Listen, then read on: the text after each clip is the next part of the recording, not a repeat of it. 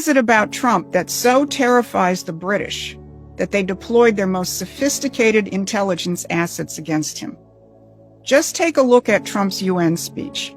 Many say rightly that it was a no-holds-barred attack on the UN and globalism. But there was something even more profound in it. It was a frontal assault on the premier pet projects of King Charles: green fascism and unfettered immigration. These are King Charles and the British Empire's two primary weapons for destroying sovereign nations.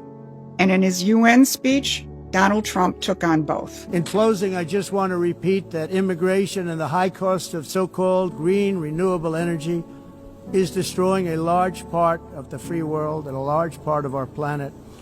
Countries that cherish freedom are fading fast because of their policies on these two subjects. You need strong borders and traditional energy sources if you are going to be great again. Now, Charles has spent his whole life building these two pillars of global control. Let's start with green fascism. The British royal family has been in the middle of the creation of the environmentalist movement. One notable point was the World Wildlife Fund created by Prince Philip in the early 1960s. A little later on, Charles championed the whole carbon hoax in the World Economic Forum. But if you go back even further, what you'll find is that the British royal family was one of the key sponsors of eugenics. And after World War II, they recognized they had to repackage it, and hence came the environmental movement. But these policies are not just scientific claptrap, which they are.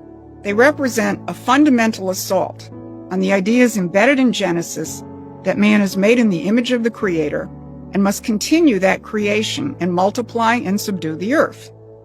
The British royal family's outlook, and including the current king, are fundamentally pagan. If you don't believe me, check out the design that was on the invitation to King Charles' coronation. It's actually called the Green Man. And believe it or not, a practicing American-based pagan, a guy named Stephen Posh, observed that in King Charles, pagans not only have a so-called ecumenical king, but a, quote, pro-pagan monarch, unquote. Now, if this is blowing your mind like it should be, you need to subscribe to Promethean Action's newsletter. Most Americans have no idea they're watching a pagan king wage war on Christian civilization. But we've been on this case for decades, and we can give you what you need to fight this battle. And let's talk about Charles' so-called ecumenicism. This is the pathway to his other pet project, the spread of Islamic fundamentalism. We're going to put in the show notes an article which called the then Prince Charles of Arabia, and goes through the role of Charles and British intelligence in fostering radical Islamic fundamentalism. The article documents that Charles created Islamic centers across Britain, directly patronized by the British royal family, and that he worked very closely with Saudi Arabia when they were the main sponsors of Islamic terrorism. This is something that Trump shut down in his first administration when his first foreign visit was to Saudi Arabia, and he told them in no uncertain terms to stop supporting ISIS.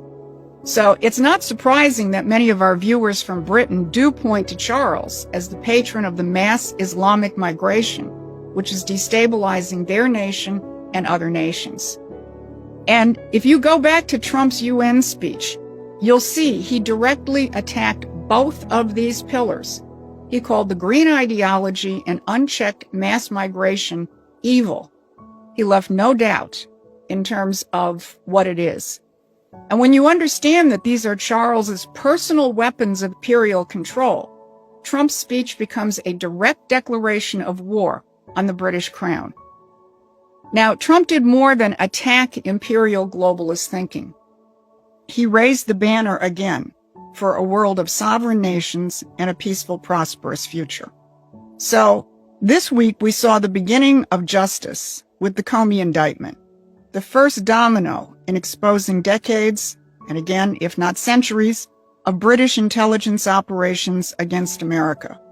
We saw Trump reveal exactly why they deployed those operations, because he threatens the very foundations the ideological foundations as well as the institutional foundations of their global control system.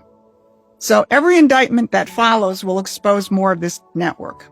Every policy Trump implements will dismantle more of their control structure. But you have to be part of this battle, and at the deepest and most informed level. That's what our movement is all about. So celebrate the indictment of Comey by joining Promethean Action as a subscriber or a paying member and get on the inside of the fight. The British thought they could bring down another president. They deployed their most sophisticated intelligence assets. They weaponized everything. But the Comey indictment and other coming indictments and investigations can now bring down their entire apparatus. Because they risked it all, because they know what's at stake. This isn't just about policy differences. This is a fundamental battle between the principles of Western Christian civilization, principles which the American Republic put into full political practice, and the pagan principles of today's kings, oligarchs, and would-be elites.